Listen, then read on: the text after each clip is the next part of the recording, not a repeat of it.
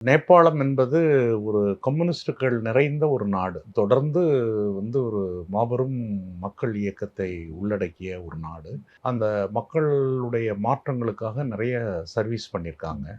ஒரு கட்டத்தில தலைமறைவு இயக்கங்களாக இருந்து, மாவோயிஸ்ட்டுகளாக இருந்து, மன்னர் மகேந்திராவினுடைய ஆட்சியை அகற்றி, அதுக்கு பிற்பாடு பல்வேறு மாற்றங்கள், குழப்பங்கள் இவையெல்லாம் ஏற்பட்டு ஒரு ஆட்சி அமைச்சு, உலகத்திலேயே மிகச்சிறந்த ஒரு அரசியலமைப்பு சட்டத்த அவங்க உருவாக்கியிருக்காங்க.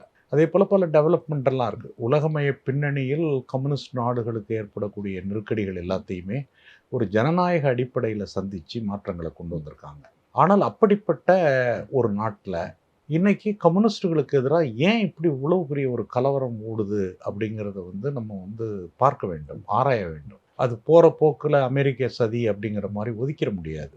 இது ஒரு கம்யூனிஸ்ட் இயக்கங்கள் குறித்த ஒரு பார்வையில புதிய சிந்தனை போக்குகள் இன்னைக்கு ஏற்படுது.